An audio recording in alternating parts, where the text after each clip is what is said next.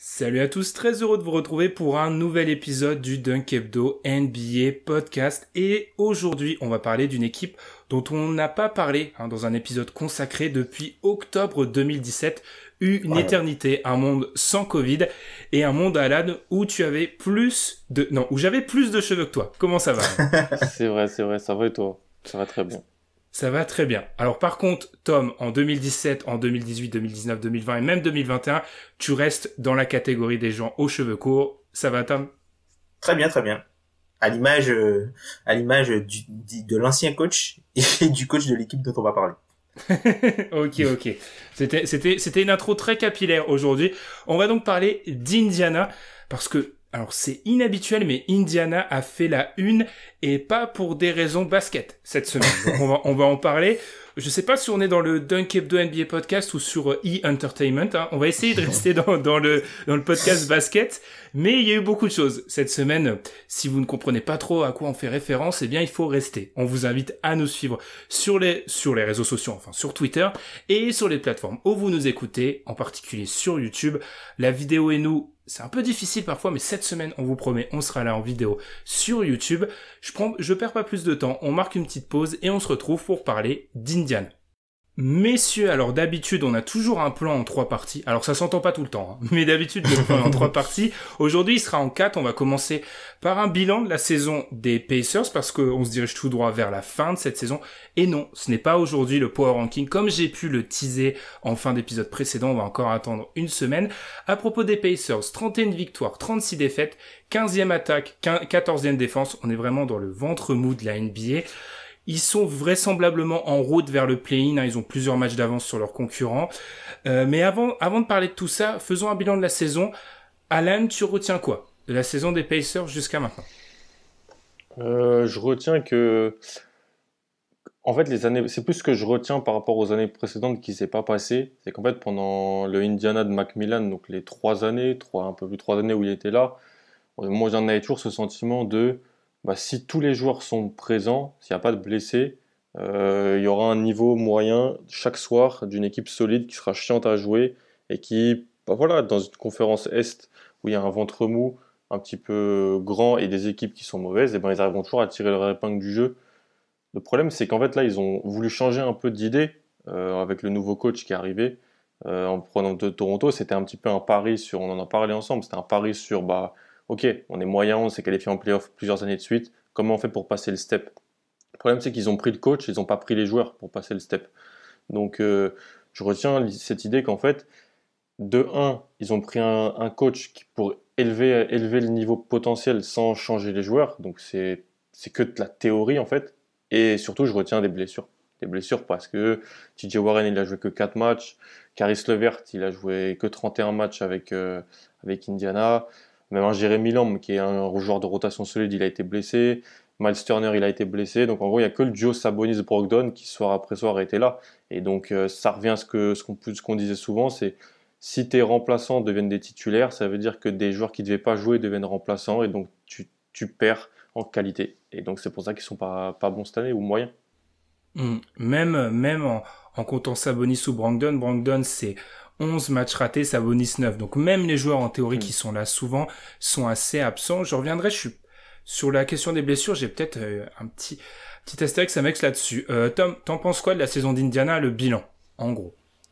En fait, c'est une équipe qui a vécu plusieurs saisons en une saison. Comme Alan l'a bien rappelé, voilà, il se sépare de Macmillan après 4 éliminations au premier tour, dont 3 sweeps consécutifs, parce que voilà, c'était plutôt un coach élévateur de plancher un peu à la manière de Thibodeau, et ils sont partis pour l'upset puisque c'est le coach entre guillemets, c'était le moyen le plus simple vu qu'ils ont des contraintes financières pour pouvoir élever le plafond de l'équipe. Donc ils ont tenté un pari un peu comme Toronto avait tenté avec Nurse, et ça s'est transformé entre guillemets entre ce qui se passe à Sacramento avec Walton. Donc tu vois, ils ont essayé d'avoir une approche innovative, mais au final ça s'est pas bien goupillé pour eux. Tout ça parce qu'il y a eu énormément de choses en fait dans cette saison, parce que ils ont changé de coach durant la pandémie. Il y avait des discussions autour de trade Hayward pendant l'intersaison contre Turner ou Ladipo. On a eu tout l'épisode où Ladipo qui a perturbé l'équipe. Et en fait, t'as dit qu'ils sont au milieu de la ligue et en faisant un découpage en fait de leur saison, ils sont à 7-3, ils sont à 7-4 pardon. Juste avant le trade de Ladipo, ils ont le 8e net rating de la ligue avec la 12e défense et la 12e attaque et la 8e défense. Et ensuite, t'as une période post trade de Ladipo jusqu'au All-Star Game, ce qui correspond à la période d'absence en fait de Caris LeVert du coup, qui devait remplacer Oladipo, mais qui était blessé, où ils sont 21e au net rating avec la 21e attaque et la 17e défense. Et là, au retour de Caris LeVert, ils sont à 15-16 avec le 18e net rating avec la 11e attaque et la 22e défense. Donc on voit vraiment que c'est une équipe qui a eu plusieurs saisons dans sa saison et qu'en fait la perte d'Oladipo et du moins le joueur en fait, que le rôle qu'avait Oladipo dans l'attaque a totalement en fait détérioré l'équilibre de l'équipe, et cet équilibre-là il est revenu un peu avec Caris LeVert. Je suis d'accord avec certaines choses, un peu moins d'accord avec d'autres. Alors je suis d'accord, c'est une équipe qui a eu très peu de stabilité, mais là où je veux un petit peu contrebalancer cet argument, c'est que cette année, des équipes qui ont de la stabilité, il y en a pratiquement pas. Je le disais en off, selon moi, la normalité cette année, c'est d'être instable. C'est la normalité qui est d'être stable, d'avoir peu de blessés. On le voit sur les réseaux sociaux quand il y a des tweets par rapport aux blessures. C'est assez incroyable malgré cette avalanche de blessures, eh bien les Pacers sont même pas dans le top 7 ou 8 des équipes qui ont subi le plus de blessures. Alors c'est dû au fait que, comme on l'a dit, c'est souvent des petites blessures qui s'enchaînent, c'est-à-dire que tel jour est absent, tel jour est absent, tel jour est absent, et au fil du temps, eh bien ça s'annule et on n'arrive pas à trouver une stabilité avec l'effectif. Cependant, je pense que, et on va rentrer un peu sur ce sujet-là, la question du coach pèse. Parce que, en réalité, même si tu es parfois sans certains de tes joueurs, il faut réussir à coacher, à réussir à trouver des ajustements. Tom, t'as parlé d'un peu de Walton Sacramento. Je pense qu'on est tous d'accord pour dire que le problème de cet effectif et de ce coach, c'est qu'il a du mal à s'adapter aux pièces qu'il a. C'est-à-dire qu'il veut faire jouer une équipe qui est pas connue pour ses qualités athlétiques, dont un des joueurs majeurs, Sabonis, c'est pas le meilleur défenseur à son poste, et il veut les faire jouer par exemple dans une défense en switch. On voit qu'en réalité, il y a peu d'adaptation au personnel. Ouais, complètement. Et pour moi, c'est une déception parce que les meilleurs coachs, même les plus innovants, c'est ceux qui arrivent quand même à faire le maximum avec ce qu'ils ont sous la main. Et on le voit aussi souvent en NFL, Ben, avec des coachs qui sont enfermés dans leur idée, leur philosophie de comment on doit jouer pour y arriver, souvent parce qu'ils ont joué comme ça en tant qu'assistant avant, mais dans des équipes où c'était plus fort. Je veux dire, s'il veut copier, si l'idée de Toronto, et ça revient un peu à ce que je disais au début, l'idée d'Indiana, c'est de copier ce qu'a fait Toronto avec Nurse à la place de Casey, et là avec le Bjorken à la place de Macmillan. Le problème, c'est qu'il n'y a pas Kawhi, il n'y a pas Kyle Lowry. C'est ça le souci. C'est ça le souci. Alors oui, tu peux essayer de les... Ce qu'on disait pas mal avant la saison, c'est on va essayer de les faire plus courir, on va essayer d'être plus fort en attaque, on va essayer d'avoir un jeu d'attaque un petit peu plus diversifié. Parce que qu'est-ce qu'on disait depuis pas mal de temps? Est-ce que Sabonis Turner ça va marcher? Est-ce qu'il en faut pas un des deux? Il y a des rumeurs Turner de deal depuis pas mal de temps. Et en fait, ce qui marchait en fait avec Macmillan, c'était de mettre les meilleurs joueurs sur le terrain, mettre son quatuor Brogdon, Warren, Sabonis, Turner, il y avait Oladipo, mais Oladipo était un petit peu blessé. Ça marchait l'année dernière avec Macmillan. Ce qui marchait pas, c'était quand tu arrivais contre Miami par exemple, ou contre les meilleures équipes, tu peux faire jouer ces mecs-là 40 minutes, malheureusement, ça marche pas. Le souci, c'est que là, l'effectif, il n'a pas changé, mais on s'est dit, on va essayer de faire passer un step-up pour essayer de battre les meilleures équipes potentiellement. Le souci, c'est que ça peut pas fonctionner, sauf si tu changes ton personnel. Et là, c'est vraiment une limite. Moi, en fait, au début, j'étais parti dans l'optique du non, moi, j'ai rien vraiment à redire au coach, parce que je trouve que c'est juste les joueurs qui sont peut-être pas au niveau, il y a des blessés.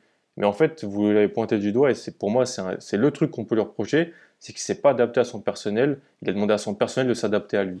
Et ça, c'est un problème.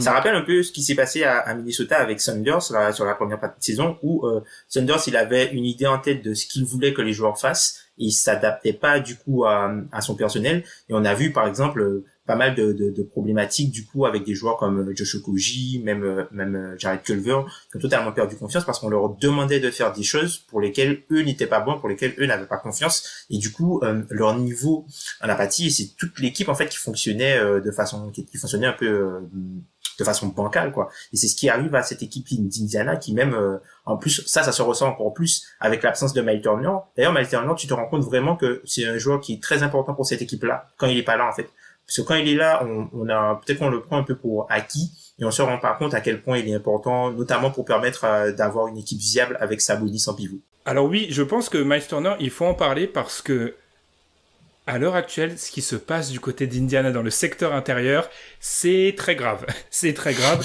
Alors, on en a parlé. J'invite les auditeurs, vous avez 10 minutes. Vous branchez votre League Pass, vous regardez le premier carton contre les Kings. Moi, il m'a traumatisé. Alors, Tom parlait du second carton qui est aussi un peu l'éruption de Marvin Bagley. On a parlé de Marvin Bagley il y a quelques semaines. C'est un joueur qui a du talent, mais actuellement NBA, assister à une éruption de Marvin Bagley dit plus sur l'adversaire que sur Marvin Bagley. C'est-à-dire, comme on a pu en parler, Tom, et puis Alan aussi en préparant cette émission, c'est une équipe qui concède énormément de shoot au panier et ça se voit en l'absence de Miles Turner, c'est-à-dire que Atlanta a pu le faire, on voit les autres équipes sortent Sabonis de la raquette pardon, et vu que Sabonis c'est pas forcément le joueur qui recouvre le mieux, c'est ouvert, enfin je veux dire c'est assez incroyable de se voir une équipe se faire tordre à ce point-là et je pense que vraiment pour moi c'est le premier match contre les Kings qui m'a marqué parce que Richaun Holmes contre Sabonis. Alors, Holmes, c'est pas le joueur le plus incroyable de l'NBA, mais physiquement, il est explosif. C'est tout ce que n'aime pas Sabonis. Et là, on a pu voir les déficiences de cette équipe. Et je trouve que c'était le symbole était assez incroyable. On peut parler du match contre Washington aussi. Quand Russell Westbrook fait un tel match, c'est que le secteur intérieur est faible et lui a pu lui laisser faire un match gigantesque. Est-ce que vous aussi, les gars, c'est vraiment ce secteur intérieur défensif qui vous marque en ce moment? Ouais, carrément. Moi, ça m'a un peu choqué. Il y a deux choses qui m'ont beaucoup surprise quand je les ai vues. C'est notamment face à Washington que personne ne tag le rollman sur le pick and roll.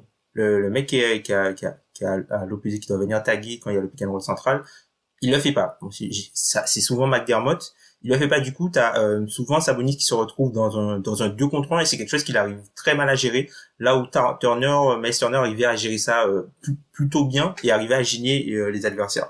Et c'est scandaleux la défense. Tu vois que ils se font avoir sur des trucs de base, mais de base c'est pas possible de jouer comme ça défensivement. Et quand tu vas un petit peu plus loin dans les stats sans Miles Turner du coup, c'est depuis qu'il est absent, ils ont la 23e défense NBA seulement en concédant le 6e plus faible EFG.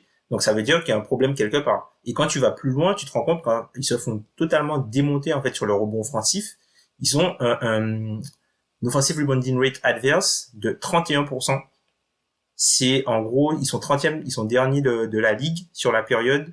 Et l'avant-dernier, il y a 3% d'écart. C'est l'équivalent de l'écart entre le 8e et le 23e. Et c'est l'équipe qui encaisse le plus de points dans la raquette. Ils prennent 60 points dans la raquette. C'est incroyable. Ils prennent 60 points dans la raquette et c'est l'équipe qui encaisse le plus de secondes de chance. Donc il y a énormément de choses qui sont liées à l'absence de Miles Turner. Et sachant qu'en plus, Alan, de base, Miles Turner est un très bon protecteur de raquettes. Je le dis parce que je l'ai mis dans mes favoris pour le défenseur de l'année. Et je pense que son absence justifie un peu ce choix. Mais de base, cette équipe a déjà ces problèmes-là en la présence de Miles Turner. Miles Turner n'est pas le meilleur rebondeur à sa position. Et donc là, tout s'accentue. Qu'est-ce que t'en penses actuellement de cette défense d'Indiana? Est-ce que là aussi, c'est pas le symbole du manque d'adaptation aussi Alors, personne n'a osé le dire depuis le début. Je vais le faire. De Nate Bjorkgren. Ouais. Bjorkgren. 3 prononciations différentes. Bref, est-ce que c'est le symbole de ça? Ouais, carrément. Mais de toute façon, moi, ça me surprend et ça me surprend pas parce que, en vrai, la question autour du duo potentiel Turner-Sabonis, pour moi, elle est défensive, elle n'est pas offensive. Offensivement, vu que Turner, il peut pop, c'est-à-dire donc potentiellement tirer sur sortie de pick and roll quand il pose l'écran, et que Sabonis, bah, c'est un bon passeur. Enfin, je suis pas fan de Domantas Sabonis, les gens l'ont peut-être compris. Pour moi, si c'est ton meilleur joueur offensif, t'as pas une bonne attaque. Mais j'ai été un petit peu surpris de voir que l'attaque d'Indiana, elle est quoi, 15e, 16e en termes d'offensive rating. Je pensais qu'avec Sabonis, c'est un meilleur joueur et peut-être créateur au numéro 1, même si c'est pas vraiment le cas, ça serait plus bas. Donc là, j'étais un petit peu surpris positivement. Après, il est pas mal entouré de shooters et de choses comme ça. Le problème, c'est qu'en défense, quand tu es entouré de shooters, souvent, ces des gars-là, ils ne défendent pas, peu. Donc ça, c'est compliqué sur, comme l'a dit Tom, des petits détails, des aides qui doivent être mises en place sur des actions de pick and roll. Et puis après, voilà, le rebond. Sabonis, il fait ses stats au rebond, mais c'est pas un bon rebondeur. Et Turner, il est pas assez costaud, parce que les gens pensent que dans les années 80-90, les pivots étaient plus costauds et plus physiques. Aujourd'hui, il faut être physique, soir après soir, pour pas se faire tanguer contre les pivots adverses. Franchement, c'est super compliqué. Et Turner, bah, déjà quand il est là, au rebond, c'est pas le mieux. Alors, tu le remplaces par Oshae Brissett ou par Goga Bitadze. Et moi, c'est ça, je suis un peu déçu de ça aussi. C'est qu'en fait, Aaron Holiday et Goga Bitadze, leurs deux choix du premier tour, donc de 2018 et 2019, avec toutes les blessures qu'il y a eu, si jamais ces gars-là avaient été une progression, Indiana serait un petit peu mieux, je pense. Et il n'y a pas eu cette progression en interne de joueurs où, tu as vu, Indiana arrive toujours à bien développer ses jeunes. Je suis un peu déçu de leurs 2 saisons à eux, donc voilà. Mais ouais, ça me surprend pas. Ça me surprend. Et ça T'as pas parlé du favori de Ben, Edmond Sumner. Ouais, mais lui, c'est pas un choix du premier tour. Edmond Sumner, il a starté 22 matchs. Ouais. C'est problématique. C'est problématique qu'Edmond Sumner starte 22 matchs, que McDermott soit 24-25 fois dans le 5, que Justin Holiday starte 50 matchs. Tout ça, c'est comme ce que tu disais, Tom, avec Atlanta l'année dernière. Quand tu perds tes titulaires, bah, c'est-à-dire que tu perds aussi tes remplaçants sur le banc, parce que ces mecs-là vont dans le 5, et donc sur le banc, tu te fais éclater, parce que tu as des mecs qui n'ont pas le niveau. Ils ont peu de two-way players sur le banc. C'est ça qui est vraiment choquant. Ouais. C'est-à-dire que Edmond Sumner, alors, pour ceux qui savent pas, pourquoi on rigole de Edmond Sumner?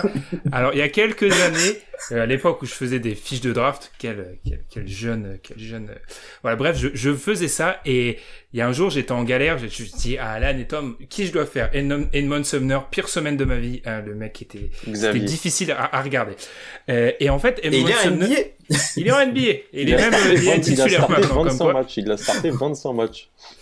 Et alors, en fait, pour tout ce qu'il a, les limitations qu'il peut avoir offensivement, défensivement, au moins, il est long, il peut faire des choses. C'est ça le problème. Tu vois, dans la même phrase, t'as cité McDermott et Sumner. Pour moi, c'est très symbolique. Ils ont pas, parmi les joueurs quand on descend dans la hiérarchie, ils ont peu de joueurs qui vont avoir un impact des deux côtés du terrain. McConnell, McDermott, ouais, c'est clair. Ouais, ils font pas des mauvaises saisons, ces gars-là, hein. Tu vois, McConnell, il fait une bonne saison pour un meneur backup, tu vois. Ah, mais c'est une bonne saison pour un meneur backup. Je pense même qu'il est dans la bonne moitié des meneurs backup, hein, TJ McConnell. Mais il joue 25 minutes, quoi.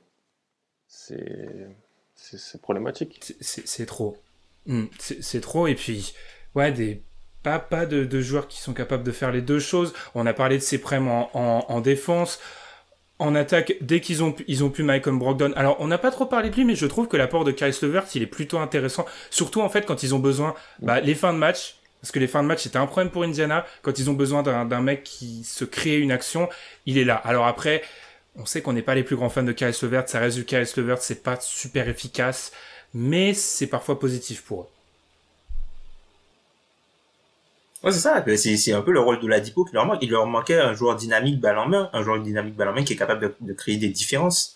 Puisque et on le voit, hein, l'efficacité de Brogdon quand il jouait à côté de Ladipo, qui lui avait une efficacité un peu moyenne, et l'efficacité de Brogdon quand il y a eu le transfert, et puis l'efficacité de Brogdon quand Caris LeVert est revenu, ben on voit que ça fait un peu le yo-yo en fait son efficacité. Donc lui, il a vraiment besoin pour avoir sa plénitude à l'efficacité que quelqu'un le décharge d'une partie des shoots difficiles qu'il doit prendre en fait.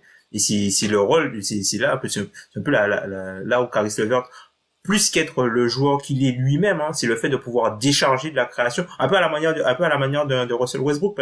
Il va faire tellement de choses qui vont engendrer du déchet que les autres n'auront pas à le faire, et tout le monde aura un jeu plutôt très efficient autour de lui. Et je pense que ça c'est quelque chose qui va être important pour la suite d'Indiana et notamment pour les saisons prochaines pour savoir ce qu'ils vont faire avec le duo Brogdon et Sabonis, sachant que on peut aussi rajouter TJ Warren dans l'équation qui après une formidable période dans la bulle, ben il manque beaucoup à cette équipe à l'aile, quoi. Comme tu l'as dit, Holiday qui joue autant, McDermott qui joue autant, normalement si t'as TJ Warren qui est un joueur à l'aile qui joue des deux côtés du terrain, normalement ça c'est pas un problème que tu devrais avoir. Ils se font torpiller par tous les ailiers quand ils jouent des ailiers. Et ça s'explique par ça. Il a joué 4 matchs. Et puis, comme on l'a dit, en l'absence de Turner, tu pars sur un front de court Brissett, Sabonis, c'est pour une équipe qui vise le play-in et les playoffs, c'est trop faible. Ça passe pas. Parce que, on l'a dit depuis l'absence de Turner, alors les ratings, ce qui est un peu paradoxal, c'est que le bilan peut paraître flatteur. Je crois qu'ils doivent être, depuis l'absence de Turner, ils sont à 9 victoires, 8 défaites. Mais en fait, quand tu regardes les matchs, ils jouent 2 fois Orlando, ils jouent OKC, ils jouent Houston, c'est 5 victoires cadeau. Enfin, déjà, dans la NBA actuelle. Est-ce qu'on a encore quelque chose à dire sur le jeu d'Indiana, les gars, ou on passe tout de suite Ouais, vas-y, Tom. Moi, j'ai juste quelque chose sur Oshie Brissett qui est un joueur qui était sur des contrats de 10 jours, et je pense que c'est pas un hasard que Oshie Brissett il était à la franchise de G League des Raptors. Le Canadien. Et je pense qu'il a été ramené un peu pour ça, parce qu'il y a un antécédent avec le coach Bjorkgren qui l'avait du coup dans la franchise du Canada pour ramener des systèmes implémentés. C'est quelqu'un qui connaît déjà à peu près les systèmes de Toronto, tout ça. Donc je pense que c'est pas un hasard en fait qu'il soit là, qu'il ait récupéré les minutes de Jakar Sampson par exemple. Donc je trouve que c'est une bonne addition. C'est un joueur qui tag le rôle-man. Franchement, regardez Indiana, regardez Indiana, enfin, c'est choquant. Et je trouve que voilà, c'est un joueur qui est un peu on va dire qui est très petit et qui a pas forcément normalement c'est pas un joueur qui devrait être titulaire, hein, c'est un joueur un peu à la basse, quoi, qui devrait être plutôt en sortie de banc. Et donc du coup moi je trouve que c'est une bonne addition, ce gars-là, par rapport à leurs problèmes pour en gros boucher entre guillemets les fuites, mais c'est pas suffisant en fait quand tu veux aspirer à beaucoup plus que ça, surtout avec les problématiques que t'amène Sabonis en défense. Quelque chose à rajouter, Alan? Non.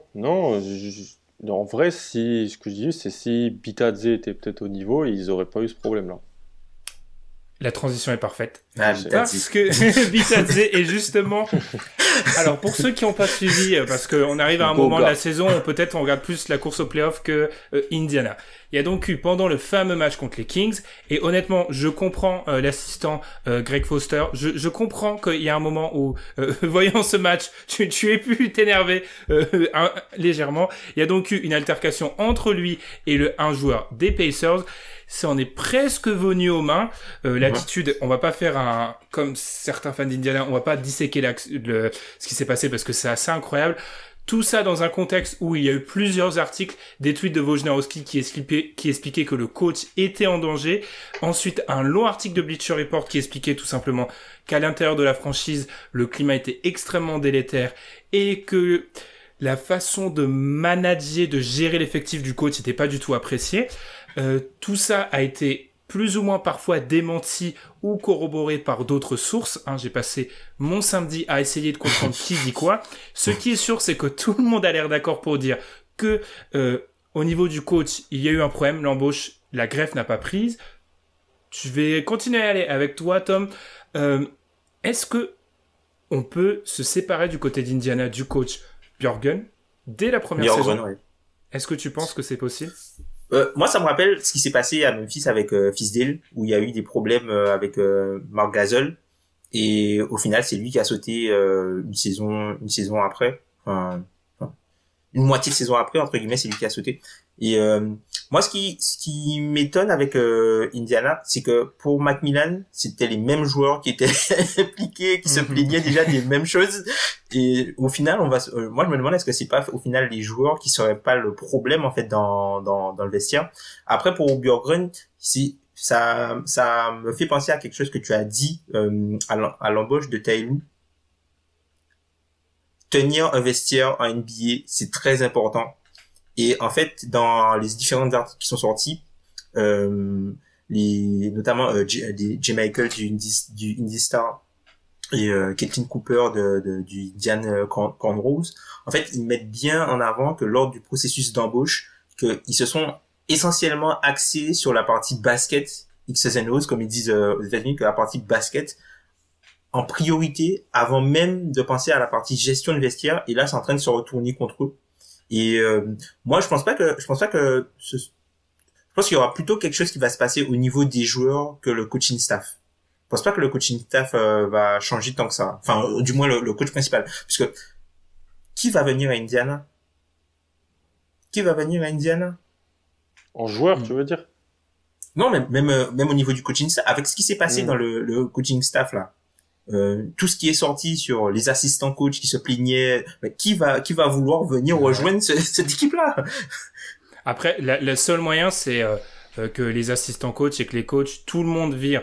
Et après, on sait que les places en NBA sont tellement rares et ont tellement de valeur que quelqu'un ira se jeter s'il y a un poste ouvert. Ouais, c'est ça, toujours. Surtout qu'en plus, Indiana, si ça se passe bien, tu sais qu'il y a la sécurité de l'emploi. Indiana, si ça se passe bien, ils vont pas t'éjecter. Mais c'est vrai que le climat est délétère. Je vais te laisser parler, Alan. Mais juste pour revenir sur ce que t'as dit, c'est vrai que globalement, ça a été ensuite...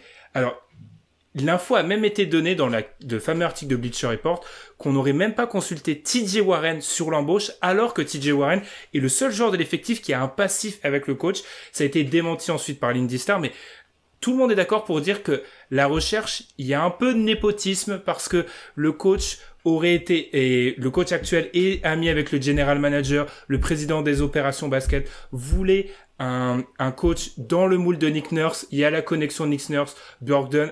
Bref, on a l'impression que ça a été un petit peu mal géré cette histoire. Alan, t'en penses quoi de tout ça? C'est toujours compliqué puisqu'on n'est pas dedans et tout journaliste a un agenda. En vrai, je pense que t'en as qui peut-être aiment.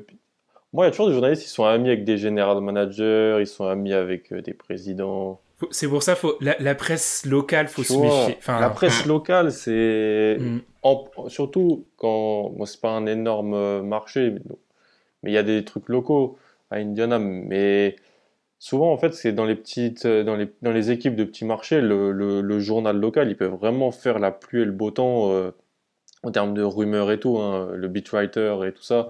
Le beatwriter local, pas le beatwriter d'une grosse entité comme l'ESPN ou The Athletic. Donc c'est toujours assez compliqué. Mais ce que je vois, c'est que moi, en fait, j'ai pas besoin de voir tout ça pour comprendre de lire tout ça pour comprendre que ça se passe mal. Tu regardes le banc. Tu regardes le banc dans les temps morts. Tu regardes l'attitude des joueurs quand ils reviennent, quand ils sortent, l'attitude des joueurs avant les matchs. Alors malheureusement, on peut pas trop, mais les interviews, parce que c'est assez limité avec le Covid et tout ça, et je vois pas une équipe qui vit très bien, tout simplement. La défense. Voilà. Si on veut la défense, ouais. Ouais, la défense, t'as raison, c'est un truc de courage, d'unité d'une équipe, souvent. T'as des équipes qui ont un personnel horrible, mais elles défendent pas terriblement. Donc, pas affreusement. Et là, en fait, tu vois ça. Tu l'as dit, ça s'est pas mal passé avec Bitadze, il y avait eu des trucs, hein, plus tôt dans l'année déjà. Moi, je me rappelle d'une confrontation contre Boston où il y a ça s'engueule un peu, hein, sur le côté. C'était tout début de saison, quand ça allait bien déjà. Donc, quand ça allait mieux. Donc, alors en plus, tu as ça qui sort. En plus, comme vous l'avez dit, il y en a, c'est des récidivistes. Parce qu'ils l'ont déjà fait ils l'ont déjà fait avec Macmillan. Donc, ouais, je vois. Ça, c'est pas une très très bonne osmose, là, t'as l'impression. Parce que qu'est-ce qui dit que si tu changes de coach, il va pas se passer exactement la même chose avec le jeu? Parce que ça va faire trois coaching staff en 3 ans avec les mêmes joueurs. Et tu prendrais quoi comme type de coach? Parce que si ce coach-là, il va pas, tu vas plus te rapprocher sur un coach type Macmillan, alors pas un mec qui va élever le plancher, mais c'est pas ce que les mecs voulaient. Un mec à la Jurger, quoi. Ouais, voilà. Mais... J'ai vraiment l'impression que du côté des joueurs, c'est pour ça que je remercie Tom d'avoir signalé mon argument sur Tyronn Lue, j'ai l'impression qu'ils veulent tous ils veulent cette proximité anciens joueurs. J'ai l'impression que ça paye. Et bizarrement, je suis tombé sur un article d'ESPN il y a quelques semaines. Depuis la merger, donc NBA, ABA, c'est le plus petit total d'anciens joueurs coach à l'heure actuelle. Il y en a très très peu. Et bizarrement, Brooklyn, Steve Nash, Philadelphie, Doc Rivers, Clippers. Et pour les autres équipes, ce sont que des joueurs, pas des anciens joueurs, mais des coachs qui ont déjà prouvé. Vogel a déjà un bagage, etc. Et Carlisle, c'est un joueur. Exactement. Et peut-être que là où je peux un petit peu excuser le coach du côté d'Indiana, c'est que contrairement à, je sais pas, Degno du côté d'OKC, lui, on lui a donné un effectif où il doit aller en playoff. Il a des objectifs déjà. Là où Degno, on est dans il doit faire passer un cap même. Il doit faire passer un cap. Enfin, c'était même l'objectif dans le fameux article de Bleacher Report qui n'est pas parfait. On explique qu'il voulait une trajectoire à la Toronto. Enfin, on veut déjà une équipe qui va en playoff, on veut lui faire passer un cap avec le même groupe. Enfin, c'est demander beaucoup à un jeune coach qui est dans sa première expérience. Enfin, je trouve qu'à ce niveau-là, on peut l'excuser. Alors, on va pas l'excuser sur le fait que visiblement, d'après ce qui sort, le coach a une attitude différente face aux médias et dans les vestiaires, que visiblement, il n'accorde aucun crédit à ses assistants coach, ce qui explique le départ d'un assistant coach historique au mois de février. Enfin, ça fait quand même beaucoup de choses. Mais je voulais juste mettre en avant ça. Mais moi, je pense que la solution, tu disais, Alan, que faire? Ils se sont plaints de Macmillan qui était peut-être un peu trop général défense. Ils se sont plaints du coach actuel, Bogdan, parce que j'ai failli l'appeler Brandon. Bref, ils se sont plaints du coach actuel parce que dans la façon de gérer les joueurs, c'est pas bon. Ils veulent un coach offensif, entre guillemets, pote avec eux. Enfin, ils veulent Tyronn Lue, en fait. C'est pour ça que Tyronn Lue, il a plein d'offres. C'est ça. Ouais, Mais après, tu te retrouves aussi dans une situation où les joueurs que tu as, au final, certes, enfin, on en parle souvent. Indiana, c'est une équipe de financiers. C'est-à-dire que c'est une équipe où qui est avant tout gérée pour atteindre un certain nombre du cap en étant un minimum compétitif. C'est faire le mieux en payant le moins, en fait, Indiana. C'est ça leur but. Au final, est-ce que c'est pas du coup la destinée à un moment de ces équipes-là où tu as des projets qui se développent autour d'eux, qui font que eux ils descendent progressivement dans la hiérarchie? Parce que ce qui se passe avec Indiana, c'est que Atlanta, ils sont meilleurs que cette saison, et New York est aussi meilleur que cette saison. Charlotte. Et même Charlotte. Et en fait, si tu enlèves ces trois équipes-là, Indiana, ils sont à leur place habituelle. Je pense aussi... Avec Brooklyn aussi, qui a step up. Brooklyn, ouais. Là, avec des moyens tout autres. On voulait aussi profiter de cet épisode pour parler, et justement, Tom, tu l'as introduit, de la stratégie des Pacers. C'est vrai qu'on est un peu à la marge dans ce qui est de la NBA qui devient de plus en plus binaire où les équipes vont trader. Moi, j'avais une formule par rapport à ça. Je trouve que les Pacers, Tom, tu parlais de financier, selon moi, c'est une des rares franchises qui ne joue pas à la bourse. Ce que je veux dire par là, c'est qu'actuellement, NBA, souvent, on échange du concret contre du spéculatif. Qu'est-ce que je veux dire par là? On va échanger un bon joueur.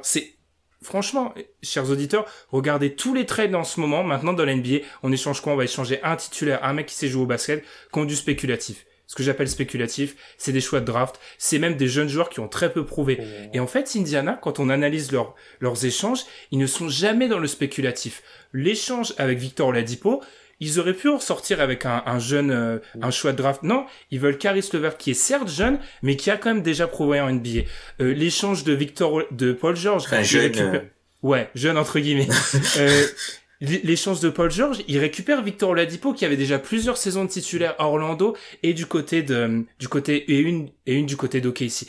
Ils veulent beaucoup de concret et le problème de ça, c'est que, en réalité, ça te donne peu de marge de manœuvre parce que tu veux trouver du potentiel ou quand tu veux des joueurs qui ont déjà prouvé, t'as une solution et ça se retrouve un peu du côté d'Indiana, c'est prendre des joueurs qui ont déjà des historiques de blessures avec des LeVert, etc. Mais qu'est-ce que vous pensez de cette stratégie? Je suis obligé de donner la parole à Alan, ponte de la draft, scout international. T'en penses quoi de la stratégie d'Indiana qui... Moi, j'ai envie d'intituler ce podcast, je sais pas si ça sera la fin, mais traumatisé par une pièce de théâtre du lycée, j'ai envie d'appeler ça l'importance d'être constant. C'est une pièce d'Oscar Wilde, et pour moi, elle m'a toujours fait penser aux Pacers. On avait déjà parlé de ça. Je me souviens, ça doit être l'été 2017, où on parle de la stratégie de Pritchard, donc le GM, de Larry Bird et du coach. On avait réfléchi sur l'embauche de Macmillan, je crois, si je me trompe pas. Et toi, Ben et Tom, vous aviez dit que si on décryptait les déclarations de ce qui se disait, ça les intéressait pas de tanker, tout simplement. Genre, tout simplement. Et tu regardes ça le nombre de fois où Indiana a pique dans le top 5, c'est hyper rare. Et en plus, ils ont cette historique qu'ils peuvent vendre aux fans, parce qu'il faut vendre des trucs aux fans, de pouvoir trouver un Paul George, un Danny Granger, plus tard dans la draft. Ça, tu peux le vendre, parce que les fans sur Twitter, ils vont te le dire, hein, non, mais on n'a pas besoin de tanker, regarde, on peut trouver. Mais en fait, la réalité, c'est que c'est toujours plus simple de trouver un Paul George dans le top 5 qu'en fin ou dehors de la loterie. Le truc, c'est que moi, je pense qu'ils ont cette stratégie-là, c'est un marché, c'est un état de basket, mais où le basket universitaire est super fort, et eux, avoir leur bonne équipe de basket professionnelle qui va en play-off ou se bat pour les play-offs, à cette... comme OKC, à cette mentalité de besogneux, travailleur, ça plaît aux fans. Ça plaît aux fans. Après, si tu arrives à trouver ce franchise player qu'ils avaient avec Reggie Miller et ensuite avec Paul George, pour peut-être aller en finale de conf, ce qu'ils ont fait, ils n'ont jamais vraiment réussi à aller en finale NBA, ils y ont été au tout début du siècle. Et là, c'est vraiment l'explosion, c'est top, tu vois. Mais c'est pas l'objectif, je pense. L'objectif, c'est d'être bon, c'est d'être toujours là. Parce qu'il y a peut-être une peur du vide dans cette équipe-là qui est présente, tout simplement. Moi, tu vois, j'ai jamais vu Indiana dans le top 5 de la draft, de mémoire. Enfin, je les ai pas vus. D'être bon sans être déficitaire. Il y a ça aussi, il y a l'aspect financier que Tom mentionne. Après, là, c'est les liens avec le proprio. Le proprio, il veut pas payer la taxe, et il veut pas se mettre dans le rouge, quoi. Tom, je te laisse le champ. Après, on peut dire vis-à-vis, juste un petit détail, c'est vrai que les fans vont souvent vendre cet argument-là. Sur l'aspect, après, ils ont pas tort sur l'historique. C'est-à-dire que Danny Granger, Miles Turner, Paul George, techniquement, ils ont drafté Kawhi Leonard. Alors, ils l'ont envoyé direct, mais ils ont drafté Kawhi. Il y a quand même, entre 10 et 20, il y a très peu d'équipes qui ont autant de réussite. C'est vrai. Surtout pour ce niveau de joueur-là, quoi. Surtout sur le niveau de joueurs qu'ils arrivent à récupérer. Et tu vois, on en parlait lors du transfert en fait de Oladipo, puisqu'ils avaient peur de vouloir le payer, donc ils ont fait le choix de prendre quelqu'un qui était déjà sous contrat longtemps pour pouvoir maîtriser les coûts, en fait, les coûts du roster sur plusieurs années, puisque au final, ils se rapprochaient très proche déjà de la taxe s'il fallait proposer un contrat à Oladipo. Ils étaient pas sûrs du montant en fait qu'ils auraient pu, qu'ils voulaient lui donner. Donc du coup, ils ont fait plutôt quelque chose un montage plutôt financier. Et là, ils se retrouvent avec la situation actuelle. Pour l'an prochain, ils ont déjà 119 millions de dollars garantis sur 12 joueurs. Ils ont quelques free agents importants comme McConnell, comme McDermott, ou voir Edmond Sumner qui a une team option, sachant que le cap devrait être entre 112 millions et 120 millions. Donc on attend de voir ce qui va se passer à la fin de la saison, puisque ils avaient parlé d'une augmentation entre 3 et 10% du salary cap. Donc en fait, c'est une équipe qui financièrement est un petit peu bloquée là où elle est, si elle fait pas de gros moves, quoi, puisque ils pourront peut-être re-signer les joueurs qu'ils ont, utiliser la mid-level, mais tu es Indiana, avec ta mid-level, tu n'auras pas ce que, par exemple, les Lakers ou Brooklyn peuvent avoir avec la mid-level. Tu as aussi d'autres équipes qui sont plus avancées dans leur processus, qui vont aller cibler des joueurs et auront les moyens de cibler des joueurs, puisqu'il y a énormément de cap space disponible autour de la ligue. Puis, et vu que les grosses stars, entre guillemets, du marché ont toutes plus ou moins signé des extensions, à part Kawhi Leonard, ce qui ne pouvait pas. Donc, j'ai l'impression qu'en fait, on est reparti pour la même chose l'an prochain, quoi. De toute façon, je vais reprendre Et d'ailleurs, voilà, on fait nos recherches pendant le podcast. 1988, la dernière fois qu'Indiana choisit dans le top 5. 1988. Ah ouais, incroyable. 1988, on n'était pas nés. On n'était pas nés. Personne dans cette émission n'était né. On était même très loin. Et en fait, le problème, Tom, c'est que on l'a dit la semaine dernière avec Madiane et Adrien, il y a beaucoup d'équipes qui sont dans le très court terme à l'heure actuelle, qui sont sur 1 ou 2 ans. Ces équipes-là, quand elles veulent acquérir un joueur, elles vont offrir le fameux spéculatif dont je parlais. Elles vont offrir des choix de draft en 2025 et en échange, parce qu'elles vont pas se défausser d'un bon joueur vu elles sont dans une logique de surarmement. Entre guillemets, le problème de la stratégie d'Indiana, c'est que même si voilà, ils sont bloqués financièrement, ils vont toujours vouloir peut-être redemander un joueur ou avoir une certitude. Et parmi les 8 équipes ou 9 équipes qui sont dans du court terme, elles vont pas leur offrir de certitude en réalité. Je me rappelle d'une période où par rapport vis-à-vis de Miles Turner, qui est plus ou moins dans toutes les rumeurs de trade depuis sa 3e saison. 2 ans, ouais. on parlait de Jaylen Brown contre un Miles Turner. C'est une rumeur qui est sortie plus d'une fois.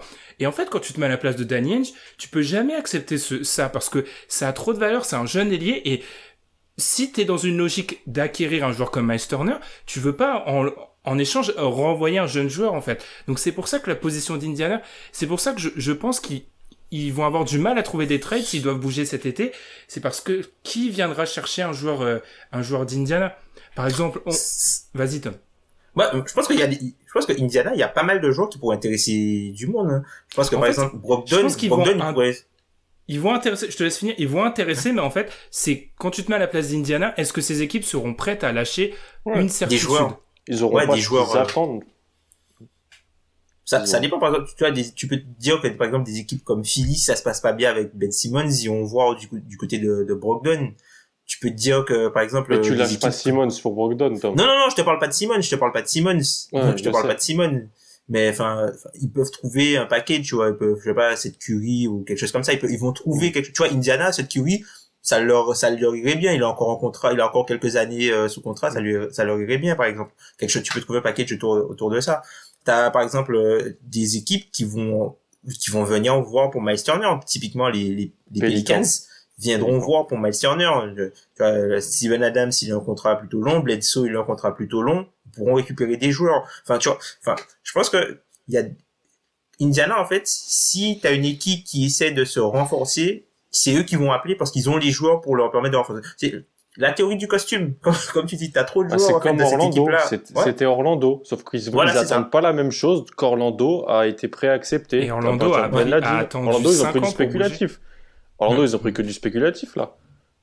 Sur RG Hampton, des pics, il y a eu quoi d'autre? Du spéculatif. Carter Williams, Wendell Carter, voilà. Wendell Carter, RG Hampton, des pics, ça n'intéresse pas Indiana, je pense. Je pense, personnellement. Et Orlando a quand même fait des paris, tu vois, en récupérant Fultz. Ils ont récupéré quand même Fultz. Donc il y a des petits paris. Ouais. Mais si on regarde l'historique, parce que l'objectif c'était un peu aussi de faire l'historique d'Indiana, il n'y a pas de pari à la Markelle Fultz à Indiana. C'est en fait ils prennent que des paris où il y a un minimum retour sur investissement où c'est une certitude. C'est-à-dire que Caris LeVert, même si il explose pas, tu sais que ça peut être un super 6e homme qui fera des choses et qui sera capable de scorer. Là où Markelle Fultz, quand Orlando va le chercher, c'est vraiment c'est très compliqué d'imaginer qu'il pourra même devenir un joueur titulaire dans quelques années. C'est ça, ils voient l'opportunité d'échanger un joueur à la deadline pour Philly qui veut se renforcer et ils attendent pas en échange un joueur qui peut les aider tout de suite. Alors qu'ils sont dans la même posture qu'Indiana, ils jouent les playoffs Orlando. Ils sont intéressés par Fultz. C'est vrai qu'Indiana jamais ils sont intéressés par ça, ou quand ils relancent, c'est plutôt un joueur qui a des blessés, qui a été cut par plusieurs équipes et ils le font signer. Mais là, c'est pas dans un deal avec des échanges d'assets, quoi. C'est différent. Mais vis-à-vis de cette stratégie, c'est quoi? Avant qu'on parle peut-être sur le futur, allez, si jamais on bouge du côté d'Indiana, qui on devra peut-être garder? Vous pensez quoi de cette stratégie? Moi, j'avoue que dans une NBA où tout le monde, justement, dans le bas et dans le spéculatif, j'apprécie, cette posture de se dire, au moins, nous, on sera toujours bon, parce que des équipes, c'est ce que je répète dans tous les podcasts maintenant, mais, c'est la bourse. Ok, si le spéculatif en NBA c'est la bourse, si 8 personnes parient sur la bourse, il peut pas avoir 8 gagnants. Hein. On comptera les morts entre guillemets dans 4-5 ans quand certaines équipes auront tout parié sur la draft et n'auront pas le scouting department etc. pour faire tout ça. Moi, j'avoue qu'Indiana au moins. Alors on les critique souvent, mais alors oui, pour leurs supporters, je sais que la blague, c'est de se dire, tous les ans, on va se faire sortir au premier tour. Mais au moins, dans le paysage NBA, je pense que quand tu es un observateur extérieur, que tu n'es pas pour Indiana, au moins, c'est une équipe qui zigue quand tout le monde zague et c'est plutôt, c'est appréciable. Complètement. Après, tant que ça correspond au propriétaire, tu vois, c'est pas un problème, en fait. Puisque, le propriétaire, il va pas changer les moyens qu'il investit dans l'équipe. Son fusible, c'est changer les général managers, changer le coach. C'est ce qu'il fait en fait. Il va pas, il va pas payer la luxury tax, il va pas, voilà, ils vont pas faire tout ça. Donc c'est une équipe qui est entre guillemets condamnée, si elle veut sortir de sa zone, à drafter Paul George, quoi, à drafter une superstar très loin. Voilà, à drafter une superstar très loin dans la draft. Et c'est comme ça qu'ils auront leur salut, quoi, de pouvoir avoir un home run, tu vois, un home run à la draft. Ouais. Et tu vois, même à la draft, dernièrement, ils sont entre 15 et 22, quoi, à peu près tous les ans. Ils vont jamais sur le méga potentiel. Ils prennent des joueurs qui pensent pourront être de solides soldats. À Ron Holiday, il y a eu TJ Leaf aussi. Il y a peut-être je sais pas, un recadrage vis-à-vis de ça, parce que quand par exemple ils prennent Miles Turner à la draft, c'est la période où je suivais encore la draft, donc je sais ce que je dis, c'est un potentiel quand même, Miles Turner. Bitadze pareil, c'est un potentiel venu d'Europe, c'est un des plus jeunes joueurs de la draft à l'époque. Donc il y a peut-être ce réalignement-là. Et Tom, je t'entendais parler, ils sont contraints de drafter Paul George. Je dirais même plus, ils doivent drafter Paul George et 2 autres titulaires. Parce que quand on prend la dernière bonne équipe d'Indiana, en réalité, il y a Danny Granger, il y a Paul George, il y a Roy Hibbert. Ça fait quand même beaucoup d'années. David West, George Hill, une vraie équipe, hein. Stephenson. Stevenson. Ouais. Il y a beaucoup, enfin là, dans le groupe qui vient d'être cité, il y a quand même plusieurs joueurs qui viennent d'Indiana sans avoir été choisis dans le top 10. Donc ça fait beaucoup d'années de suite où tu dois réussir. Après, juste avant qu'on finisse qu'on aille conclure ce podcast, je reste persuadé que c'est une équipe, je mettrai cette équipe dans le top 5 de celles qui ont le plus payé l'aspect Covid dans la salle vide. Parce que eux, leur salle est quand même censée être un endroit qui est toujours rempli, où il y a un vrai impact, et cette année, ils ont plus trop ça. Je pense qu'on peut citer ça. C'est clair. Ouais. Et puis les blessures en quinconce, comme vous l'avez mentionné, en hausse, les blessures en quinconce, c'est pas genre, ils ont eu des blessés, tout le monde était blessé à un moment, et après tout le monde est revenu, c'est qu'ils ont eu des blessés, à chaque fois, lui, il manque 10 matchs, il revient, t'as l'autre mec qui manque 10 matchs, l'autre mec revient, t'as un autre mec qui manque 10 matchs, et t'avais TJ Warren en filigrane qui était absent, et Caris LeVert était absent en filigrane. Donc ça fait énormément de jeux de chaises musicales, et c'est dur en fait pour l'implémentation, parce qu'il n'y a pas forcément d'entraînement dans la période Covid. C'est un nouveau coach, il y a énormément de choses pour cette équipe-là, et puis on peut regretter que c'est dommage en fait que l'une des rares fois où ils font un pari, que ça se passe pas bien, quoi, et au final, tu vois, peut-être que ça leur servira de jurisprudence, par exemple, quand ils iront prendre, je sais pas, un coach, tu vois, un mec à la Jorger, ils vont dire, ouais, on a essayé l'approche plafond, ça n'a pas marché, bon, on retourne sur un coach plancher, puis on perdra au premier tour. On fera les playoffs, on perdra au premier tour. Tu vois, c'est triste. C'est triste, mais après, si ça respecte ton approche globale, ça peut se comprendre. Mais du coup, pour un peu conclure tout ça, les gars, on a un peu parlé du coach. Du coup, selon vous, je l'ai demandé à Tom, Alan, est-ce que pour toi, il est en danger, le coach? Parce que si ne serait-ce que 25% de ce qui est sorti est vrai, j'ai du mal à imaginer comment il peut rester quand même. Ça sera lui ou ces 2 stars. C'est toujours comme ça, malheureusement. Je le vois pas être viré personnellement. Moi, je le vois pas. Je le vois être le coach d'Indiana l'année prochaine. C'est vrai. Il y aura l'aspect Covid, l'aspect manque de continuité, tout ce type d'argument qui peut être utilisé et qui est vérifiable, hein, pour défendre un coach. Le problème, c'est que s'il reste, je vois un peu ça. Ah oui, chacun peut mettre de l'eau dans son vin, on connaît tout l'aspect positif qu'on peut vendre à une intersaison avant une saison. Hein. Mais vu les comportements, les déclarations de Brogdon, c'est un récidiviste, je le dis. Brogdon est un récidiviste. Ouais.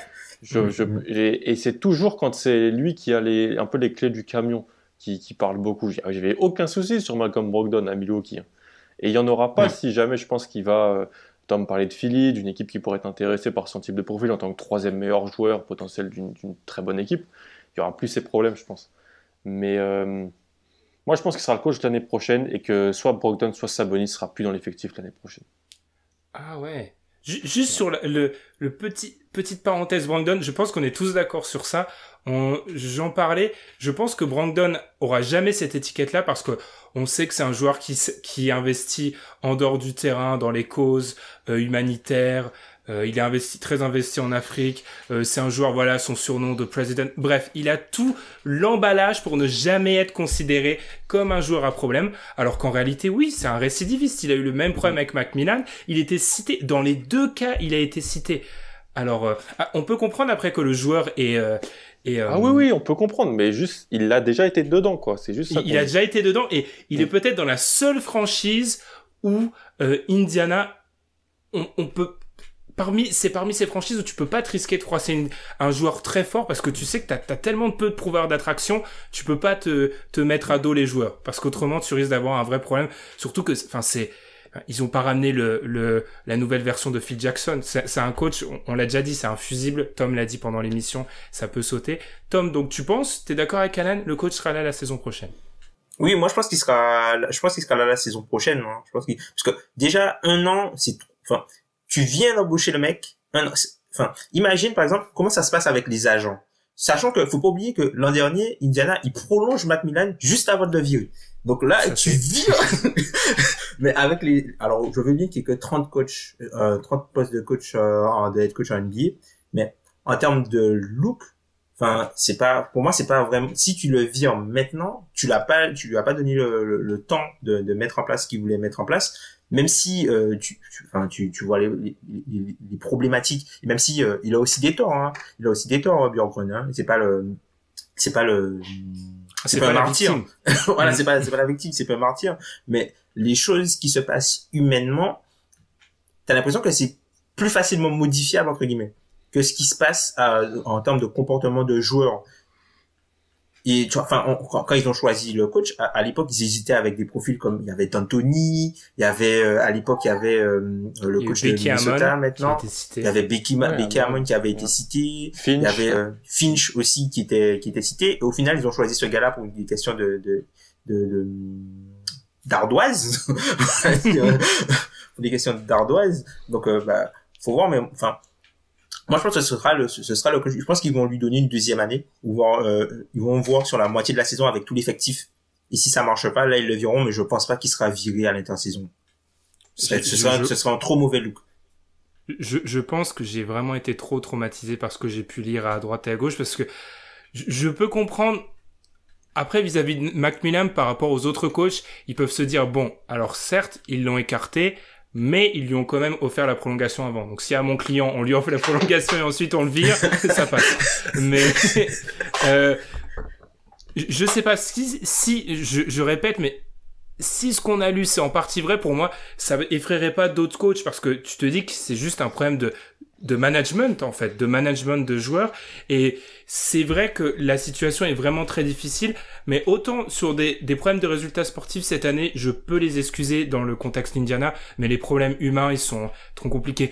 Après, à voir où ça va peser parce que, comme l'a dit Alan, soit c'est, ou je sais plus qui, soit c'est les joueurs, soit c'est le coach. Donc selon vous, des joueurs vont partir cet été? Moi oui. Moi oui. Pareil. Et ça irait si le front office suit son optique on veut plus être l'équipe plancher avec Macmillan et ça suivrait ça parce que ça voudrait dire on arrête de mettre tous les meilleurs joueurs sur le terrain et on s'en fiche un peu du fit et on fait jouer tout le monde et on essaie peut-être de se séparer d'un des 4 meilleurs joueurs. Il y a un quatuor, Sabonis, Levert, Brogdon, Turner. On essaie peut-être de se séparer d'un de ces profils-là pour peut-être augmenter avec 2 autres joueurs qu'on pourrait récupérer et qui pourraient, entre guillemets, mieux s'incorporer avec le trio. Ça pourrait être, vu là-dedans, comme ils ont fait pour Paul George. Ça pourrait peut-être être la suite avec Paul George, encore en moins instantané et en moins obligé de le faire parce que Paul George te dit qu'il veut se barrer. Là, personne t'a dit qu'il voulait se barrer pour l'instant. Donc, à voir. En plus, en comptant, il y a un quatuor. Pour moi, c'est presque un quintet parce qu'il y a TJ Warren aussi. TJ Warren, il lambe. TJ Warren, en fait, il lui reste 1 an de contrat, tandis que les autres, il leur reste 2 ans de contrat à tous. Ouais. Et il y en a même un, il leur reste 3 ans de contrat. Je crois que c'est Brogdon ou Sabonis. Sabonis. Après, à noter que Warren, dans l'article de Bleacher Report, ça avait été dit qu'il avait demandé son transfert, ça a été contredit, et c'est même l'inverse. On a même affirmé qu'il voulait une prolongation, parce que selon lui, il était the guy à Indiana. Est-ce que c'est pas ça? J'ouvre une parenthèse, mais on va vite la refermer. Est-ce que c'est pas ça le problème d'Indiana? Tout le monde pense être the guy. C'est-à-dire que tout le monde a été un peu un moment. Il y a eu là TJ Warren dans la bulle, il y a eu McLeod Brogdon sur le début de saison et un peu l'an passé. Il y a Sabonis maintenant. Sabonis est 2 fois All-Star. Donc t'es 2 fois All-Star, tu penses que t'es le meilleur joueur. Turner, c'est l'impact et l'influence défensive qu'il a. Et Caris LeVert, c'est Caris LeVert. Ouais. Il voudra les ballons en fin de match. Donc ouais, Tom. Non, c'est ça, c'est totalement ce qu'il a dit. Et oui, d'ailleurs, à noter que, parce que on va finir sur une note positive après un podcast un peu négatif, en théorie, quand même, Brogdon, LeVert, Warren, Sabonis, Turner, on est à l'est, t'es quand même censé... Oui. T'es plus que au play-in, enfin, en théorie. Mais faut pas qu'il se blesse. C'est ça le problème. Oui, c'est que si tout le monde est en santé, pour que chacun reste dans son rôle, parce que t'enlèves un gars de l'équation, ben, les 4 vont à chaque fois essayer de récupérer une petite partie du jeu pour pouvoir compléter ça. Et ça décale tout, en fait. Ça décale tout. C'est un peu la problématique de Chicago, qui a pas de meneur, donc tout le monde est obligé un peu de prendre des responsabilités un peu à la main. Et du coup, c'est t'as pas la plénitude des mecs dans leur rôle, parce qu'ils doivent à chaque fois sortir de leur costume, entre guillemets, pour enfiler celui de quelqu'un d'autre. Et pour finir, vis-à-vis des play-in, play-off, est-ce qu'on les voit en play-off? Ils se dirigent vers le play-in, est-ce qu'on les voit en play-off? Je vous avoue que quand on regarde ce fameux premier carton contre les Kings, on a du mal à se dire que cette équipe-là peut candidater pour les playoffs. Je pense que vu les problèmes internes, vu le niveau de jeu, Miles Turner ne devrait pas revenir. Ah, ça c'est dur. Il y a trop... Je les vois pas. On voit le match contre Indiana. Ils font contre Washington, ils font pas un mauvais match et pourtant ils le perdent. Très bon match offensif et ils arrivent à le perdre. Ouais. Pas tout le temps des matchs avec de l'adresse comme ça. Non, parce que défensivement, ils sont pas bons. Défensivement, ils sont pas 140 en fait. Mais même le match à 24 passes de Russell Westbrook, c'est des easy assists. Enfin, c'est pas Russell Westbrook, ok, il a une vision de jeu intéressante sur ce match-là, mais c'est des passes faciles à faire pour Russell Westbrook. Les passes qu'il fait là, c'est trop facile en fait pour eux. C'est trop facile. Et il faudra... S'il y a un... Vas-y, Tom. S'il y a un play-in, ils doivent battre Washington déjà, parce que Washington est devant eux. Ils doivent battre le vainqueur d'entre guillemets ils doivent battre Washington. Et du coup, ils doivent battre après le vainqueur de, je sais pas, Boston, Miami ou Charlotte. Ils sont pas favoris, hein. Que des équipes avec des mecs qui peuvent initier de l'attaque à bon niveau et qui peuvent pas stopper, quoi. Enfin, Trae Young, il peut faire les passes qu'a fait Westbrook. Tatum peut faire ça du côté de Boston. Charlotte, franchement, ils peuvent prendre feu. Surtout avec Hayward qui revient. Avec Hayward qui revient. Et puis Miami est plus fort que sur un match, pareil sur Miami par rapport à Indiana, quoi. Donc. Ouais. Et que des équipes qui vont pouvoir, enfin, tout le monde va pouvoir en NBA. Vraiment leur mettre des points, quoi. Insister sur le secteur intérieur. Ouais, leur mettre des points, insister sur le secteur intérieur. Ok. Bon, les fans d'Indiana vont pas trop nous apprécier parce qu'on parle rarement de leur franchise et là le tableau était assez sombre, assez noir, mais c'est vrai que bon, on va attendre d'assister à ce qui va se passer cet été du côté d'Indiana et peut-être que ça va nous surprendre et qu'il y aura des décisions qui vont peut-être aller à l'encontre de cette philosophie dont on a parlé. En tout cas, les gars, merci je vous ai fait regarder Indiana ce week-end et je sais que c'était difficile, donc je dois vous remercier. On vous invite, comme d'habitude, pour ceux qui sont sur YouTube, un petit commentaire en bas si vous avez quelque chose à dire vis-à-vis de ce podcast, à nous suivre sur Twitter où vous écoutez votre podcast NBA, à mettre 5 étoiles si c'est sûr.